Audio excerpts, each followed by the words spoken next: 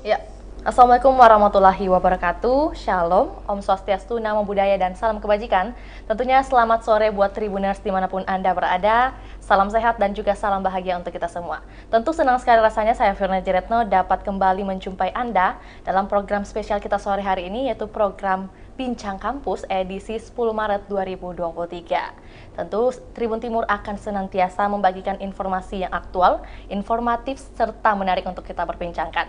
Nah, seperti kali ini, pada kesempatan yang berbahagia sudah bersama Vio dua narasumber yang luar biasa dan tentunya menarik untuk kita perbincangkan, yaitu ada Wahyudin Yahya dan Nabila Azizahyu, selaku peraih penghargaan mahasiswa award Universitas Muhammadiyah Makassar. Dengan tema kita hari ini, Kuliah Yes, Organisasi Yes. Nah, untuk itu tidak perlu berlama-lama lagi, langsung saja kita sapa dan berkenalan terlebih dahulu bersama kedua narasumber kita. Halo, Assalamualaikum warahmatullahi wabarakatuh. Waalaikumsalam warahmatullahi Ya, coba tes. Tes. Semangat dong. Semangat ya. Semangat. Oke, Wahyu dan Nabila, gimana kabar Anda hari ini? Alhamdulillah baik. Alhamdulillah baik ya. Mungkin bisa sapa-sapa Tribuners dulu nih, yang ada dimanapun mungkin sedang menonton kalian, menyaksikan kalian untuk berbagi cerita, silahkan. Hai. Oke, cukup singkat ya, hai, gitu ya. Kalau Nabila mungkin ada sepatah dua kata bagi Tribuners untuk hari ini. Hai Tribuners, apa kabar semua teman-teman di rumah, dimanapun berada, semoga sehat selalu. Oke, luar biasa. Wahyu nggak mau ketinggalan. Ada juga sepatah dua kata. Oke, silahkan. Ya baik, untuk teman-teman mungkin yang ada di rumah ya, selamat siang ya. Semoga hari-harinya kemudian menjadi hari-hari yang baik dan tetap menjadi hari-hari yang bermanfaat untuk tiap hari. Amin. Menjadi hari yang bermanfaat dan bahagia bagi kita semua ya, Wahyu. Oke, Wahyu dan Nabila, keduanya adalah peraih penghargaan dari Unismu Award gitu ya. Jadi tentu ada segudang pengalaman yang kalian sudah torehkan, kemudian bisa mendapat award ini. Tapi sebelum terlalu jauh membahas tema kita hari ini, Kuliah Yes, Organisasi Yes.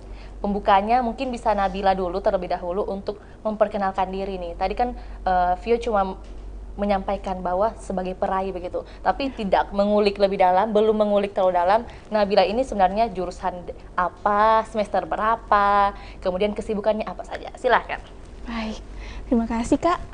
Baik, perkenalkan saya Nabila Azizahyu. Sekarang sudah semester 8, tentunya saya dari Universitas Muhammadiyah Makassar. Adapun jurusan saya yaitu manajemen bisnis, lebih fokus ke atau konsentrasinya itu SDM atau HR. So, ya itu aja mungkin Kak. Manajemen. Manajemen. Oke. Terus angkatan angkatan 2019 semester 8. Betul. Berarti udah KKN. Sudah KKN, tapi bukan KKN sih Kak, saya ambil KKP kemarin. Oh, kalau istilahnya di Unismu mungkin Iya, KKP. iya. Itu kalau pengalaman KKP-nya gimana? Wah, banyak sekali. Saya banyak dapat experience Kak, soalnya kan waktu KKP saya langsung ambil tembak ke perusahaan, bukan di bagian instansi pemerintahan, supaya saya bisa dapat pengalaman gitu Kak. Oke. Boleh di-spill? Boleh.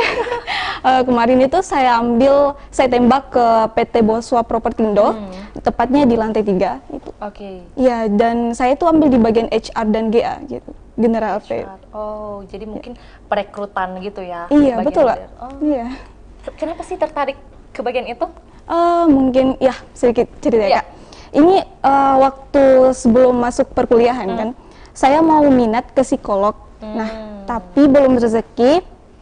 Saya cari apa peluang yang bisa memberikan saya mempertemukan apa yang saya suka ke psikolog ini. Iya. Nah, saya mencari tahu, oh ternyata ada SDM. Jadi saya meminati tersebut Kak, HR-nya gitu. Oke. Jadi memang ada benang merahnya, Iya. karena ada ketertarikan untuk terjun ke dunia psikolog, tapi ternyata mungkin belum rezeki seperti yang dikatakan Nabila, kemudian ambil lagi nih langkah selanjutnya SDM ya, lebih tepatnya. Iya Kak. Oke. Betul Terima kasih sekali. Nabila atas Iya. jawabannya. Tentu kita harus beralih lagi ke narasumber kita yang satu nih, yang luar biasa ganteng pada hari ini. Karena hari ini kita berdua cantik, tentu ada satu yang ganteng sendiri. Betul. Wahyu gimana Wahyu? Mungkin bisa juga memperkenalkan diri seperti tadi Nabila kan, bagaimana jurusan apa, kemudian semester berapa, dan juga kesibukannya hingga saat ini. Oh, ya. Silakan. Baik Kak, terima kasih ya. Kalau saya saat ini kesibukan Kak ya. Kalau saat ini saya kesibukannya mungkin masih aktif di organisasi, dan alhamdulillah juga perkuliahan masih tetap aktif. Saat ini saya masih semester 8, ya sudah semester 8 Kak ya. Ya sudah semester 8 jurusan manajemen. Kalian berdua beda jurusan ya? Oh ya. Spesifikasi. Konsentrasinya. Konsentrasi pemasaran Kak. Oh, konsentrasi Kalau pemasaran. kemarin Nabila mungkin KKP, kalau saya kemarin ikut KKN internasional, KKN yang diadakan oleh Muhammadiyah. Terus itu ada beberapa kampus seluruh Indonesia yang ada di Muhammadiyah itu disatukan Kak di Sulawesi Selatan. Kemudian setelah beberapa hari KKN berakhir itu langsung lagi dipanggil sama pihak kampus untuk masuk di Bank BTN untuk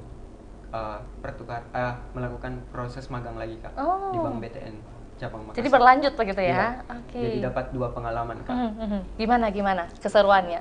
Tentunya sangat seru Kak ya. Ya. Kalau mau jujur sebenarnya saya tidak suka dengan jurusan ekonomi dan lain sebagainya.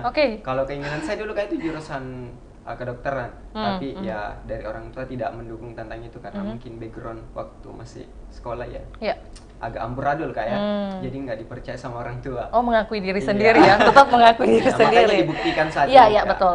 Mungkin itu Kak. Oke, kemudian mungkin dari bertolak dari pengalaman waktu SMA, begitu ya, boleh dikatakan pendidikannya kurang diperhatikan bagi Wahyu sendiri, kemudian dibuktikan lagi nih pada saat kuliah. Oke, luar biasa. Ini membayar keraguan gitu ya kalau bisa dikatakan. Tapi kalau Wahyu sendiri mungkin hingga saat ini semester 8 dan sudah juga menjalani KKP, IPK-nya berapa sih? Wah, kalau soal IPK mungkin keberuntungan Kak ya. Karena jujur saya adalah orang yang sangat tidak suka dengan orang yang mengatakan bahwasanya organisasi itu dapat mengganggu perkuliahan. Makanya saya tidak mau terkungkung dengan stigma orang yang seperti itu, makanya saya lawan.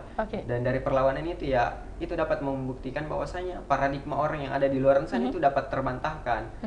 Saya mengurus beberapa organisasi, saya juga aktif di perkuliahan, dan sempat juga di semester 4 kalau saya tidak salah ikut pertukaran mahasiswa di Universitas Negeri Yogyakarta. Saya masih aktif di organisasi juga di Ikatan Mahasiswa Muhammadiyah. Terus saya alhamdulillah dari semester 1 sampai saat ini IPK-nya masih 4. Oke, jadi konsisten gitu ya? Ya, dari semester 1, 2 sampai 8, 4 terus? 4 Kak. Oke, kuncinya apa nih? Kuncinya sebenarnya ada skala prioritas Kak ya. Tentunya kita tidak bisa mementingkan organisasi saja, kita tidak bisa acuh dengan akademik karena itu adalah amanah orang tua. Sebagaimana juga yang dijelaskan di dalam Al-Qur'an bahwasanya kita umat manusia adalah orang yang kemudian harus berorganisasi. Dan hendaklah ada di antara kamu segolongan orang yang menyeru kepada kebajikan, menyuruh berbuat yang ma'ruf dan mencegah dari yang mungkar. Ketika kita tidak mampu menafsirkan kitabullah, apa yang kemudian disampaikan oleh Allah itu kita akan terkungkung pada dogma-dogma, ya kita hanya mementingkan diri sendiri tanpa berdampak kepada orang lain. Tentunya ya dalam Quran surah Muhammad juga dikatakan barang siapa yang menolong agama Allah maka Allah akan menolongnya dan meneguhkan kedudukannya. Itu yang selalu saya pegang Kak. Itu prinsip hidup yang selalu saya pegang di dalam Quran surah Muhammad ayat 7. Saya tidak pernah ragu dengan apa yang sudah ditetapkan oleh Allah. Kemudian kapan prinsip ini mulai dipegang teguh oleh Wahyu? Wah, tentunya waktu awal-awal semester mungkin kita akan masih ambigu Kak tentang apa sebenarnya akan kita lakukan di lingkup perkuliahan itu sendiri. Tetapi berkat beberapa dorongan orang-orang yang mungkin dapat dijadikan sebagai contoh, itu kemudian bisa terpatri di dalam hati sendiri Kak. Untuk itu siapa nih tokoh inspirasi Wahyu? Tentunya orang-orang yang punya kapabilitas yang mumpuni, orang-orang yang mempunyai, saya tidak punya spesifikasi orang-orang itu Kak, tetapi ketika mungkin saya berbicara dengan kakak memiliki kapabilitas yang mumpuni dan lain sebagainya, maka saya akan terpatri terhadap hal itu.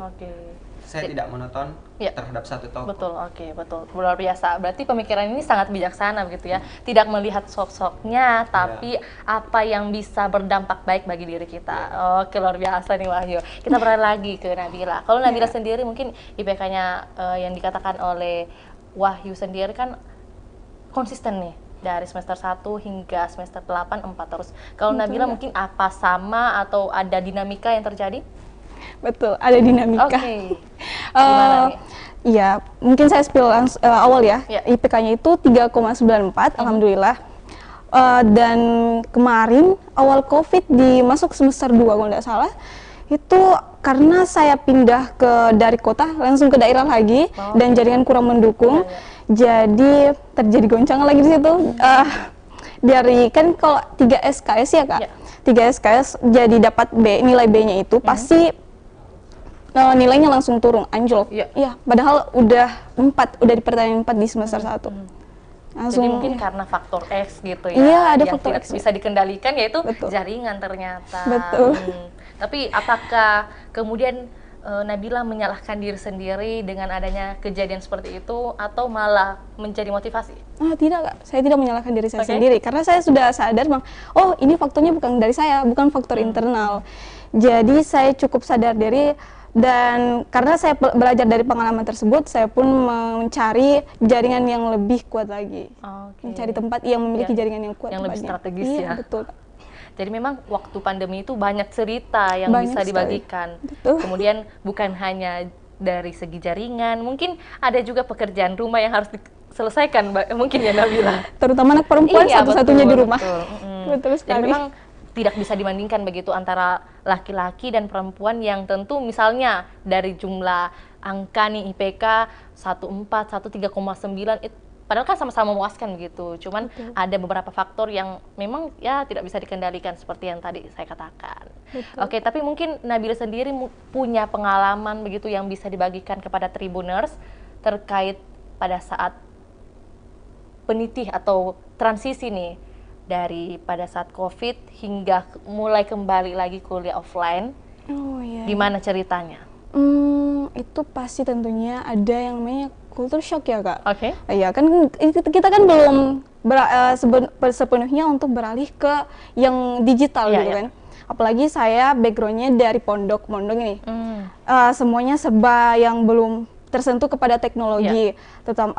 Langsung ketemu sama dunia luar, dihadapkan tiba-tiba belum beradaptasi sama dunia teknologi, kembali lagi di Makassar tentunya Kak, maksud saya kembali lagi ke kampung, ke daerah, dan harus benar-benar bisa memahami semua teknologi gitu, penggunaan teknologi sebagai user. Itu memang butuh peradaptasian sih Kak. Agak kagok juga awalnya pasti. Betul Kak.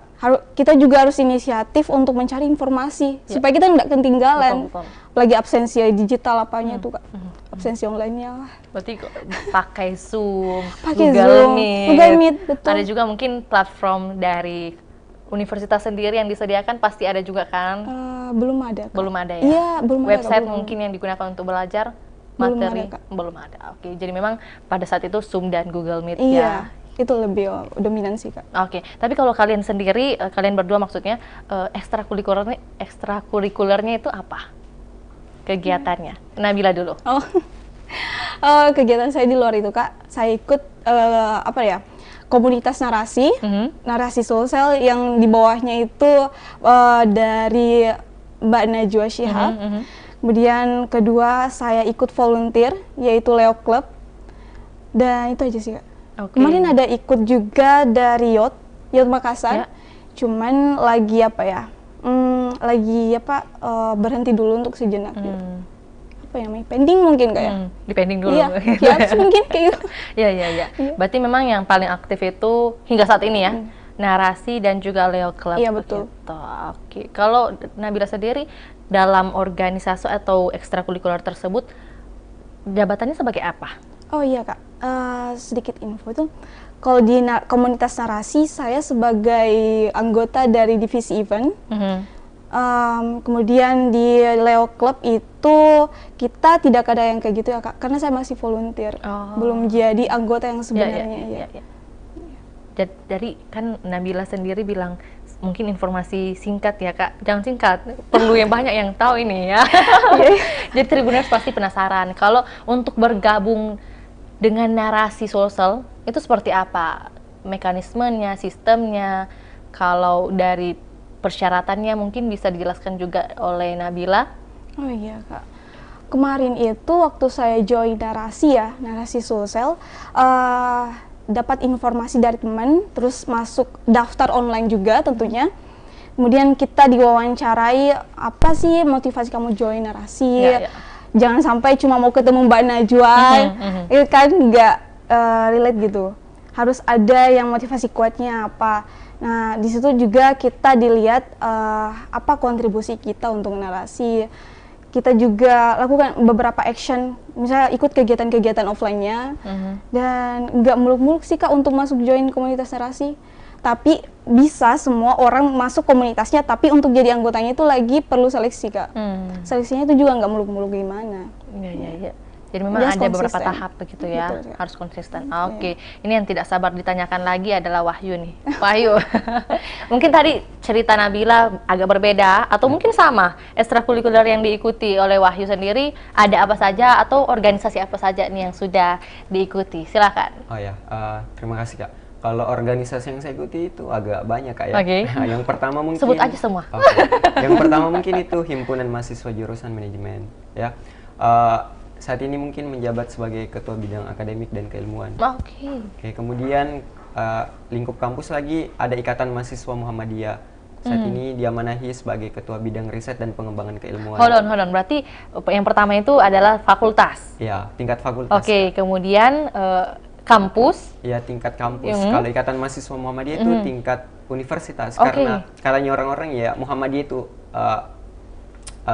Unismu Kak ya. Unismu itu wadahnya. Amal usahanya Muhammadiyah, sedangkan Ikatan Mahasiswa Muhammadiyah ini adalah anaknya Muhammadiyah itu sendiri. Sehingga kalau di Unismu itu Kak lebih besar Ikatan Mahasiswa Muhammadiyah. Kemudian apa lagi nih? Kemudian Badan Eksekutif Mahasiswa sebagai divisi media dan komunikasi. Kemudian di kelompok studi pasar modal juga sebagai divisi bidang analisis dan edukasi. Kemudian kalau di daerah, di tempat tinggal, tempat lahir, itu di pimpinan cabang itu sebagai sekretaris bidang kader Kak. Kalau volunteer mungkin saya belum sampai menyentuh ranah itu Kak, karena ya basic saya tidak ada di situ mungkin. Bukan tidak ada di situ, tetapi beberapa organisasi yang sudah saya ikuti itu sudah menyentuh ranah volunteer itu sendiri. Karena ada ranah ya semua Kak, ranah disentuh spiritual, intelektualitas dan humanitas itu sendiri. Jadi memang sangat banyak begitu ya organisasi yang diikut sertakan oleh Wahyu sendiri, baik itu lingkup fakultas, universitas, dan mungkin kalau untuk luar begitu ya istilahnya masih belum ya? Kalau lingkup luar saat ini ada Kak beberapa, tapi ya saya tidak aktif di dalam situ. Kurang aktif. Ya, kurang aktif. Tapi alasannya apa sih? Mungkin ada kendala? Ya sebenarnya kendala di waktu Kak. Beberapa organisasi yang sudah disebutkan saja itu sudah menyita banyak waktu dan pikiran Kak tentunya. Untuk itu kalau Wahyu sendiri mungkin punya tips nih kiat-kiat bagi mahasiswa yang pingin juga kuliah organisasi Ini kan organisasinya Wahyu ada banyak sekali ya hingga saat ini. Kemudian apa yang bisa dibagikan kepada Tribuners? Mungkin tips-tipsnya perlu apa yang disiapkan? Silakan. Baik Kak. Kalau prinsip hidup saya itu orang berorganisasi itu hanya akan mendapatkan dua, berkarya atau bergaya. Ya, tergantung bagaimana kita mau di dalam organisasi itu. Di dalam organisasi kita bisa berkarya, ya. Dengan kita menghasilkan karya kita bisa bergaya juga. Tetapi ketika kita hanya condong kepada gaya dan lain sebagainya itu kita tidak bisa untuk berkarya. Jadi minimal kalau kita tidak bisa mendapatkan keduanya, minimal kita ada di poin pertama, itu menghasilkan karya. Jangan sampai organisasi yang kita masuk itu hanya akan merusak diri. Ya, saya juga tanamkan di dalam diri, saya tidak pernah takut untuk bergabung di beberapa organisasi mungkin Kak ya. Tetapi ketika organisasi itu menjauhkan diri saya dengan Sang Pencipta, ya itu akan saya tinggalkan. Karena prinsip hidup saya, organisasi itu akan mengajarkan kita kepada kebaikan dan lain sebagainya, bukan mengajarkan kita kepada hal-hal yang negatif itu sendiri. Berarti realitanya tidak seperti itu ya, malah memperkuat iman begitu bagi Wahyu. Benar Kak. Sebenarnya stigma ya, seperti yang awal Kak ya, stigma orang mengatakan bahwasanya organisasi itu dapat merusak ranah perkuliahan itu tergantung dari individual seseorang sebenarnya, ya. Kalau kita mau bawa diri kita di alur yang deras ya kita harus ikut alur yang deras itu juga. Tetapi ya analogi ketika kita bergaul mungkin ya Kak ya, bergaul dengan pandai besi otomatis kita akan panas. Ya tergantung bagaimana kita memposisikan diri di dalam organisasi itu tanpa melupakan bahwasanya kita adalah cendekiawan muslim. Itu mungkin. Jadi ternyata ada analogi yang disiapkan ya sama Wahyu. Istilahnya kalau kita dekat sama pandai besi ya akan menjadi panas gitu ya. Panas, Mungkin ada analogi lain lagi? Banyak sih Kak iya, sebenarnya.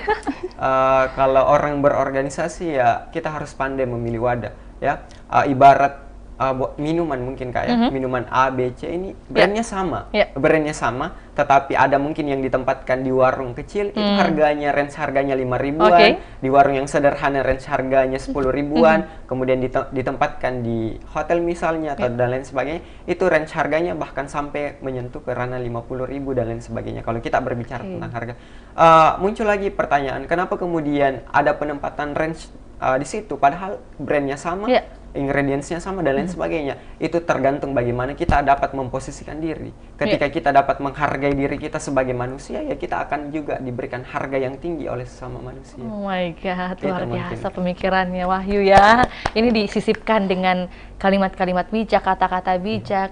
Dan sesuai background pendidikan. Iya, sesuai dengan background pendidikannya juga. Oke, jadi ada dua analogi yang hari ini Vio dapat. Bagaimana kita dekat dengan pandai besi, akan kecipratan panas dan juga minuman nih. Yang paling berkesan sih minuman ya, karena memang masuk akal gitu.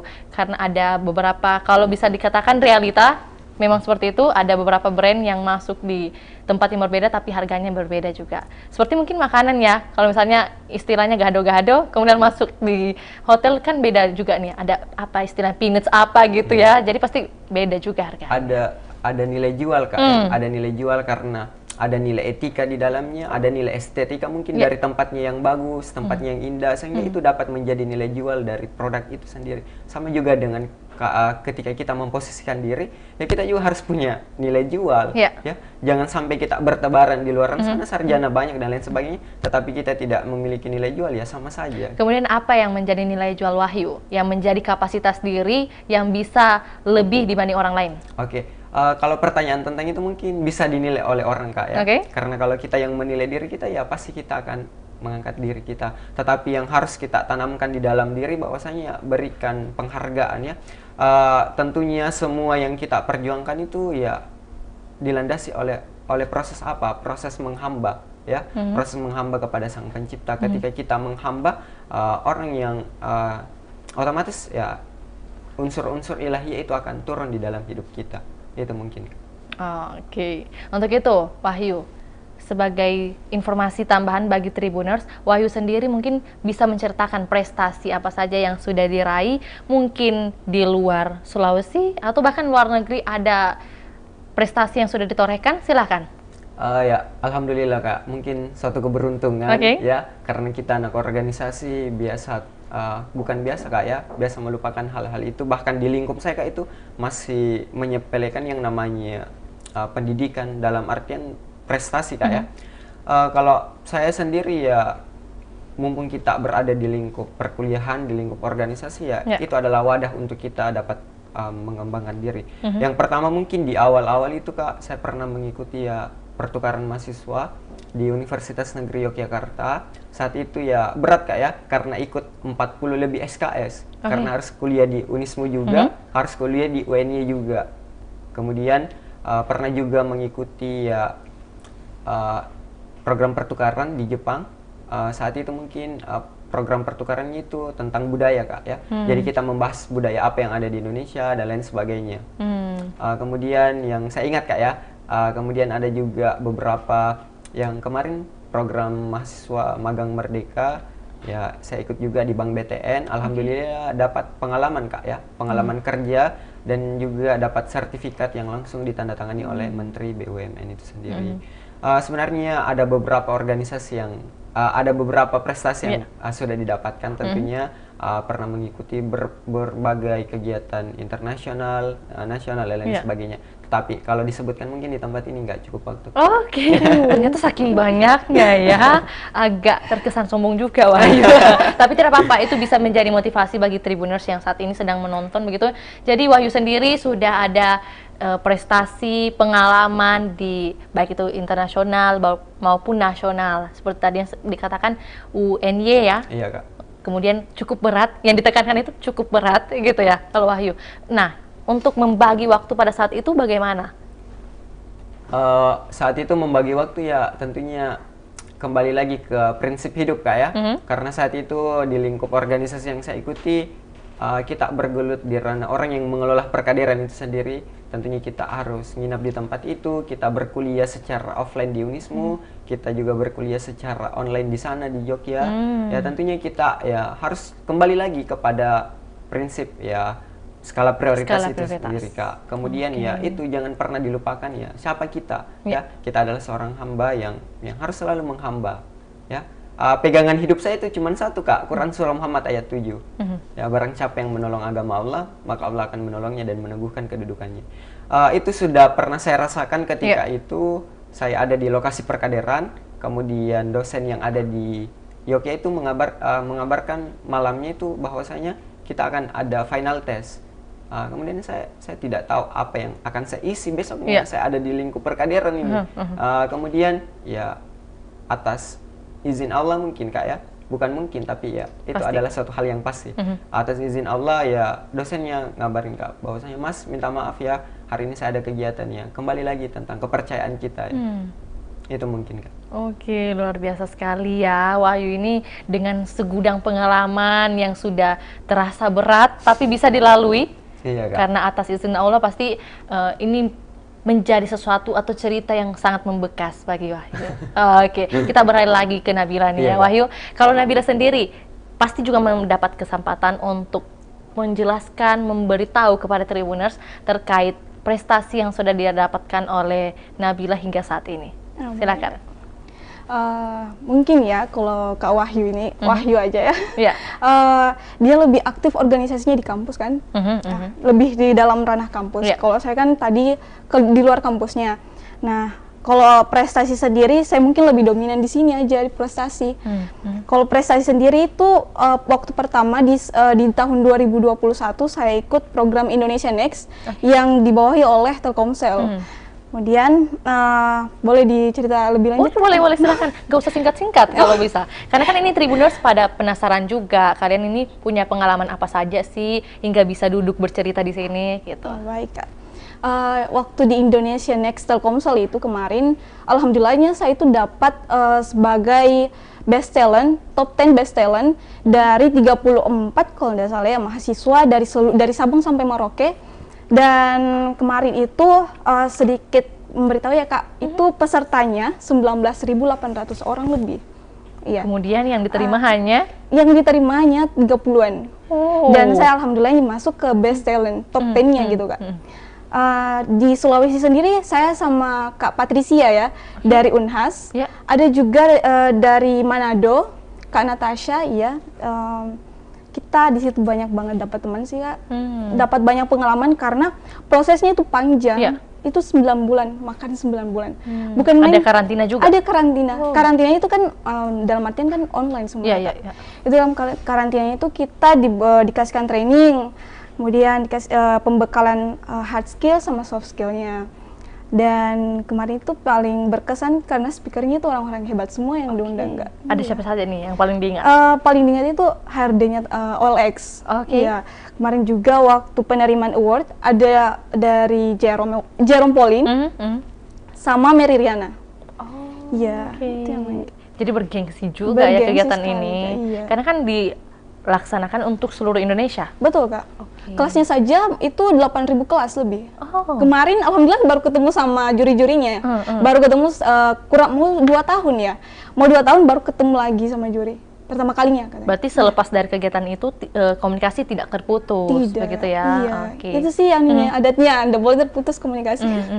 Iya. Kemudian ini kan dari segi nasional nih. Kalau internasional mungkin seperti Wahyu juga ada juga pastinya. Ada, alhamdulillah. Alhamdulillah. Silakan ceritakan. Kalau internasionalnya kan habis dari nasional, terus kan udah masuk ke internasionalnya itu saya ikut di programnya WTW with the World dari Jepang. Itu saya ambil 1 semester di sana pertukaran untuk student exchange-nya. 1 semester berarti 6 bulan. Bukan 6 bulan sih, Kak, di sana. Berapa? Itu untuk berempat bulan kayaknya. 4 bulan. Bulan April, Mei, Juni, Juli. 4 bulan. 4 bulan ya. Di situ kemudian lanjut ke student exchange kedua di Jepang lagi, ambil lagi, tapi itu 1 day baru sama Wahyu. Ya, itu yang mengenai beauty and style gitu kan, yang budayanya. Lanjut ke student exchange-nya di akhir tahun kemarin baru ikut dan baru selesai tahun ini di bulan 2 di bulan 2 itu di Taiwan, Kak. Taiwan. Iya. Ambil mata kuliahnya multiculturalism and global perspective, 2 SKS. Jadi memang sangat banyak insight-insight baru yang bisa kalian dapat, kalian berdua ini, apalagi kan dengan boleh dikatakan jurusannya manajemen, tapi ternyata malah istilah yang beda gitu dengan jurusannya. Shifting gitu, Kak. Shifting gitu, di switch ya. Nah, kalau Nabila sendiri mungkin bisa diceritakan pada saat yang ke Jepang pertama kali nih, yang 1 semester. Itu kegiatannya apa saja sih yang kalian lakukan di sana? Kemudian fasih berbahasa Jepang. Kalau bahasa Jepang kan diwajibkan ya, Kak. Bahasa Inggrisnya aja gitu. Jadi memang komunikasinya di sana pakai bahasa Inggris aja? Iya, bahasa Inggris, Kak. Ya. Sebelum kelas itu dimulai, bukan ya, 1 minggu pertemuannya itu 1 kali dalam seminggu. Dan ada sebelum kelas itu tadi yang saya bilang disuruh buat PowerPoint untuk penjelasan apa materi yang bakal kita siapkan untuk pertemuan nanti dengan mahasiswa Jepang yang lain. Dan seperti yang tadi Kakak bilang itu, yang sampaikan bahasa Inggris mah full. Kita bahasa Inggris semua, orang Jepang juga di sana. Karena kan kadang juga orang sana nggak bisa bahasa Inggris. Betul. Tapi ternyata mungkin yang ikut di situ harus begitu, fasih berbahasa Inggris. Oke. Jadi memang kalian ditanggung di sana? Itu tidak langsung ke tempat ya, Kak. Itu semuanya online. Student exchange tapi virtual. Iya. Tapi tetap membekas lah pastinya ya. Membekas banget. Pasti tidak sabar menanti untuk ke sana. Betul. Karena dapat banyak teman juga di sana. Iya. Karena saya juga tidak sabar menanti untuk ke sana. Tapi untuk liburan aja kalau saya. Oke, terima kasih Nabila dan juga Wahyu atas cerita-ceritanya. Kalian udah punya banyak pengalaman melebihi saya ternyata. Saya juga merasa minder sedikit ya. Tapi kalian boleh nggak ditanyakan masalah ambis atau enggak? Kalau Wahyu sendiri, apakah tipikal mahasiswa yang memang berambisi, optimis, semua yang direncanakan, dipikirkan akan terlaksana? Oke, Kak. Kalau saya tipikal orang yang tidak ambisius, Kak, karena saya takut jatuhnya seperti apa. Ya, intinya kalau ada peluang ya saya ambil, Kak. Saya mencoba beberapa peluang. Kemarin juga ya dikasih peluang sama Kak Yusuf ya tentunya, sehingga itu dapat mendorong saya untuk menjadi ini first time, Kak, ya, menjadi presentator paper skala internasional.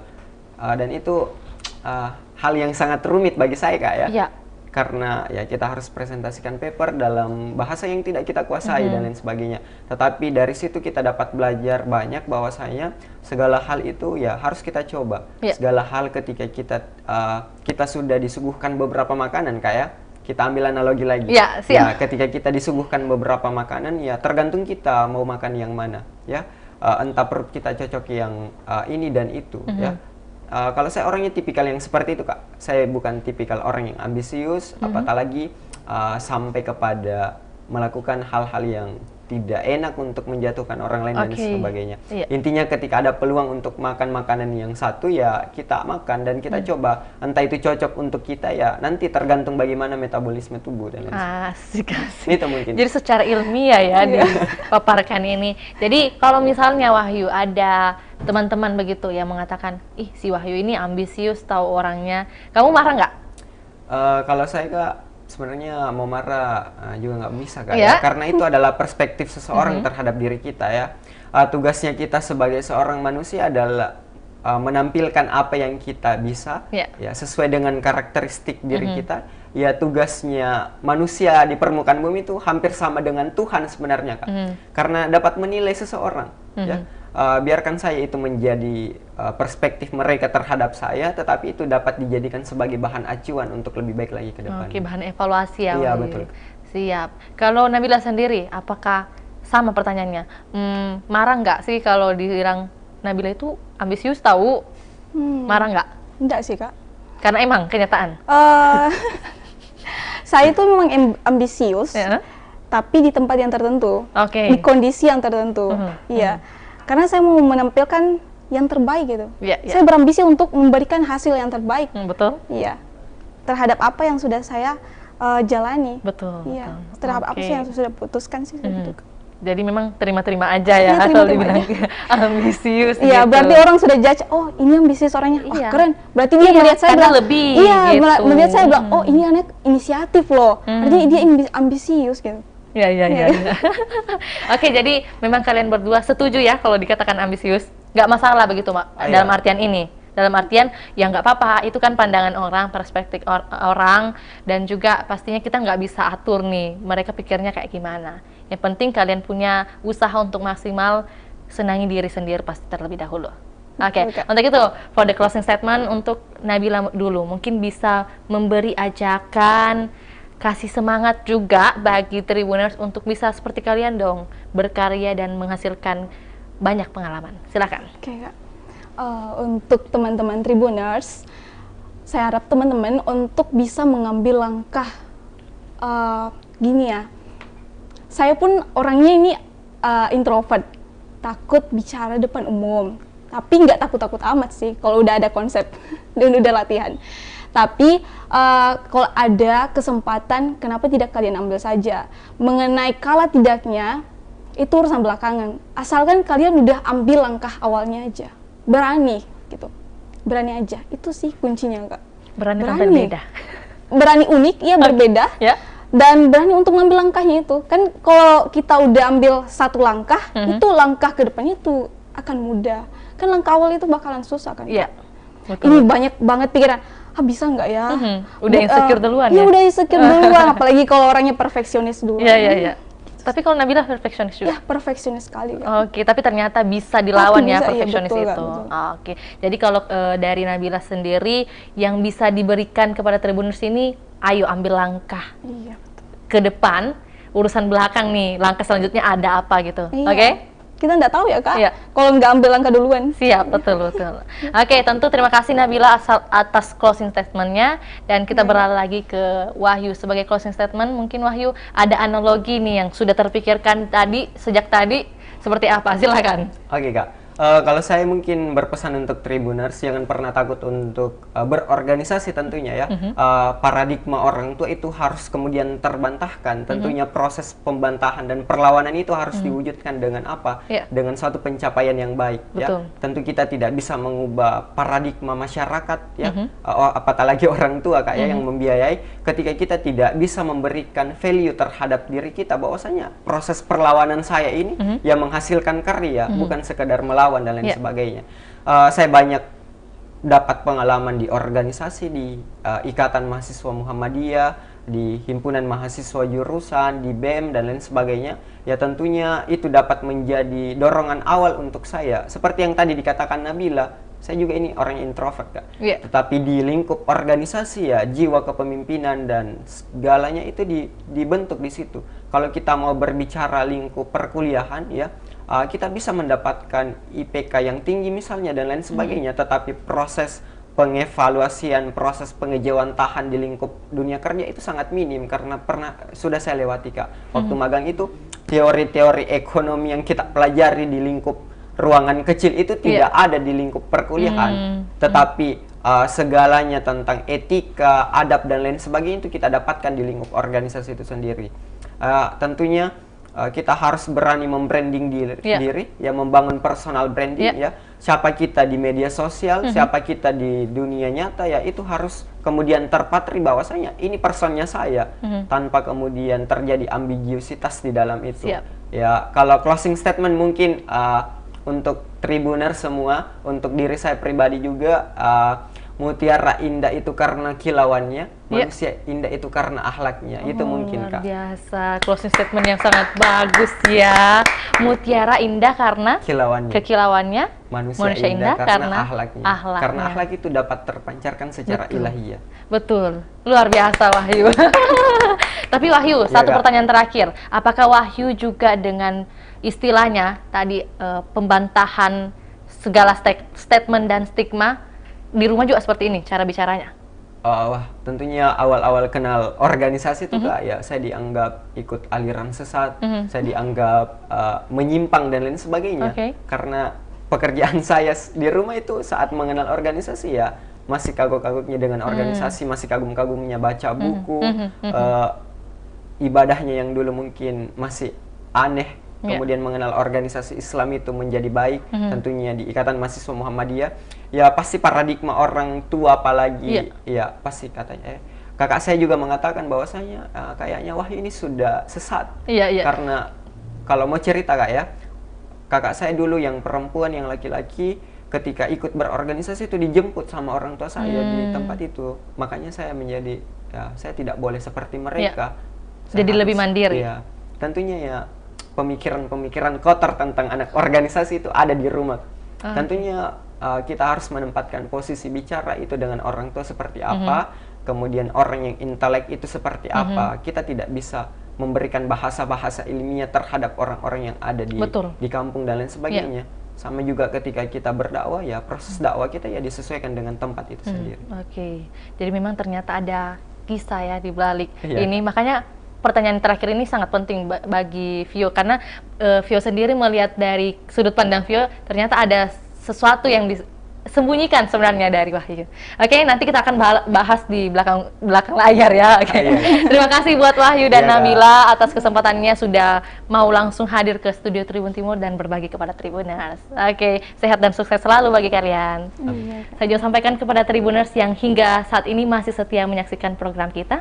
Jangan lupa untuk menyaksikan program dari Tribun Timur lainnya. Untuk itu saya Fiorna Jiretno mewakili kedua narasumber kita Wahyu dan Nabila serta tim pamit undur diri. Assalamualaikum warahmatullahi wabarakatuh. Sampai jumpa.